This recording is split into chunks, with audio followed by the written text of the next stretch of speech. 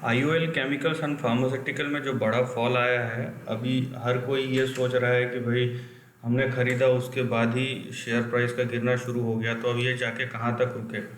ठीक है। सो मैंने इस पे लास्ट कुछ महीने से इस पे मैंने वीडियो बनाए हैं, और अगर आपने वो वीडियो देखा होगा सो आपको पता होगा कि जिस तरीके का राइज रहता है उसी तरीके का फॉल रहता है। तो यहाँ पे आपको जो है थोड़ा सा अगर आप पीछे जाएंगे तो आप देखेंगे ये शेयर जो है 500% का रिटर्न दिया है विद इन 4 to 5 मंथ्स। तो इतना बड़ा शेयर प्राइस का जब राइज होता है तो जाहिर सी बात है वहाँ से अगर उस राइज का अगर 40% या 50% करेक्शन भी हो जाए तो कोई बड़ी बात नहीं होनी चाहिए। ठीक है। लेकिन प्रॉब्लम यह है कि हम तभी खरीदते हैं जब वो बहुत ऊपर चले जाता है। मीडियम टर्म पे मैं बोल रहा हूँ, लॉन्ग टर्म पे नहीं। ठीक है। सो बीच में जो शेयर प्राइस है, कोई भी शेयर ऐसा नहीं है जो करेक्ट नहीं होता, कंटिन्यूस बढ़ते ही चले जाता है कि अगले एक मैंने खरीदा उसके उसके 10 साल बाद हर दिन वो बढ़ेगा, ऐसा कहीं पे लिखा नहीं हुआ है। सो यहाँ पे ट्रेंड को अगर आप समझते हैं तो आपको पता होगा कि ये जिस तरीके का राइज दिखा है पिछले कुछ समय में, फॉल भी उसी तरीके का इसमें दिख रहा है। नाउ अगर आप इसका लॉन्ग टर्म व्यू देखना चाहते हैं तो उसके ऊपर मैंने ऑलरेडी वीडियो बनाया हुआ है, तो आप चेक कर सकते हैं। वो इंटैक्ट है क्योंकि वो 3 से 5 साल का है, वो इंटैक्ट है। इस वीडियो में हम बात करेंगे जो अभी जो करंट फॉल है उसके बारे में, और ये कहाँ तक जाके रुक सकता है, हम उसके बारे में डिस्कस करेंगे। ठीक है। सो यहाँ पे आप देखिए, ये वीकली चार्ट है बाय द वे।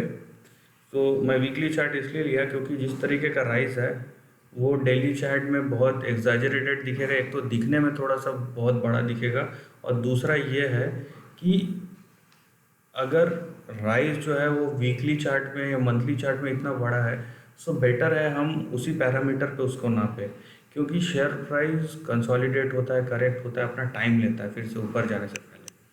और अगर आप यहाँ पे ट्रेंड देखें सो यहाँ पे ऑलरेडी ट्रेंड अवेलेबल है जो, और ये नहीं है कि ये टेक्निकल ट्रेंड के मतलब वो कवर नहीं कर रहा है या अलग ही तरीके से चल रहा है, नहीं ऐसा नहीं है। आपको दिखाता हूँ, यहाँ पे ये ट्रेंड के हिसाब से ही चल रहा है शेयर प्राइस, आप देखेंगे यहाँ पे। और ये बहुत ही अच्छे तरीके से रिस्पेक्ट किया है अपने सपोर्ट और रेजिस्टेंस को। और आप आपने अगर देखा इस चार्ट को, अगर यहाँ पे आप इस ट्रेंड को गौर से देखेंगे तो आपको पता चलेगा एकदम पॉइंट टू पॉइंट मैच कर रहा है इसका सपोर्ट और इसका रेजिस्टेंस। तो यहाँ पे आपको देख रहा होगा, यहाँ पे इसका सपोर्ट और रेजिस्टेंस दिख रहा होगा। देखिए आप कितने ये देखिए बहुत ही अच्छे तरीके से यहाँ पे मैच किया है, और इसके अंदर भी बहुत सारे सपोर्ट एंड रेजिस्टेंस है। तो हो सकता है ये नीचे अपने सपोर्ट तक आए, या हो सकता है कि मिड भी रुक के फिर से वापस ऊपर जाना शुरू हो जाए। तो ये तो शेयर प्राइस पे डिपेंड करता है और कहाँ पे बाइंग सेलिंग आता है उस पर डिपेंड करता है। लेकिन हम बात करेंगे जो प्रोबेबल यहाँ पे सपोर्ट एंड रेजिस्टेंस है उसके बारे में। ठीक है, ताकि आपको ये तो मिल जाए कि भाई कहाँ तक रुक सकता है।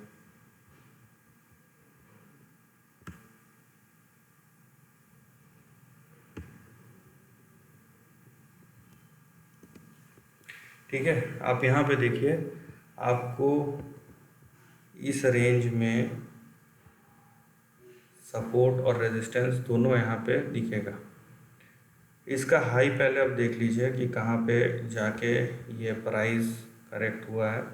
ये एग्जैक्ट 839 यहाँ से ये जाके ये नीचे जा रहा है। अब अगर आप इसको देखें तो यहाँ पे मल्टीपल सपोर्ट एंड रेजिस्टेंस है।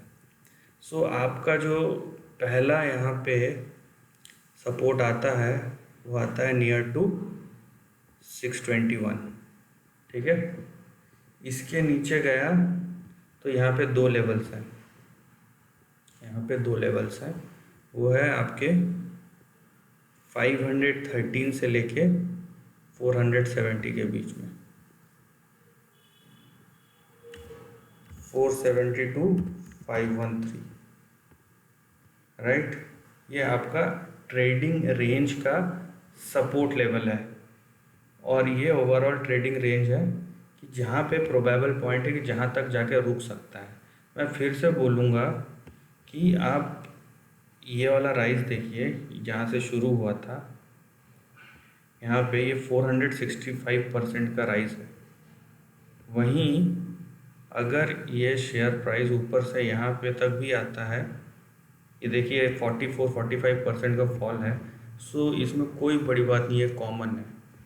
अनकॉमन क्या है, वो है हमारे एक्सपेक्टेशन कि हमने जो प्राइस ख़रीदा उसके बाद ही प्राइस क्यों गिरा। सो आपने अगर इस प्राइस का 2-3 महीने का ट्रेंड देखा होता और आपने वहाँ लिया होता, जाहिर सी बात है प्रॉफिट में होते। आप अगर पिछले हफ्ते लिए हैं तो जाहिर सी बात है आप लॉस में होंगे। सो इसमें कोई बड़ी बात नहीं है, घबराने की बात नहीं है कि अब तो गया तो गया, और नेगेटिविटी फैलाने की भी ज़रूरत नहीं है। बात यह है कि लैक ऑफ अंडरस्टैंडिंग, और यहाँ पे हम जब बड़े ट्रेंड, मैं इसीलिए बार बार बोलता हूँ कि बड़े ट्रेंड को पहचानना और बड़े ट्रेंड को फॉलो करना इम्पॉर्टेंट भी है और नेसेसरी भी, क्योंकि बड़ा ट्रेंड आपको डायरेक्शन देता है, छोटे ट्रेंड आपको बाइंग एंड सेलिंग की अपॉर्चुनिटी देते हैं। सो मेरे को अगर पता है कि डायरेक्शन किधर है, उसके बीच में बहुत सारे support and resistance, corrections and buying आएंगे, हम उसमें पार्टिसिपेट कर सकते हैं। सो ये आपके ओवरऑल इंटरमीडिएट लेवल पे ये आपके सपोर्ट इम्पोर्टेंट सपोर्ट रेंजेस है जहाँ पे ये प्राइस होल्ड कर सकता है। और देखिए कि 2 महीने में 400, मैं फिर से बोलता हूँ अगर आपको ये आदत लग गई है कि 1 महीने में मेरे को 1000% चाहिए, then stock market is not for you. Definitely it is not for you. जो उस टाइम का फ़ायदा उठा के प्रॉफिट कमा लिया है, ये एक दूसरी बात है, लेकिन स्टॉक मार्केट में हर एक टाइप का सीज़न आता है। जैसे 1 महीने में 1000% बन रहा है, कभी ऐसा पीरियड भी आएगा जहाँ पे 20 साल में भी 1000% ना बने, ठीक है। तो यहाँ पे बहुत सारी चीज़ें हैं जो आपको समझनी है और अपने एक्सपेक्टेशन उसी हिसाब से ट्रिम डाउन करके रखने हैं। So this is the end of the video दोस्तों। वीडियो पसंद आए तो लाइक और शेयर कीजिए, थॉट्स कमेंट सेक्शन में लिख के बताइए, और ऐसे नए कंटेंट के लिए चैनल को प्लीज़ सब्सक्राइब कीजिए। Lastly, take care of your family and friends.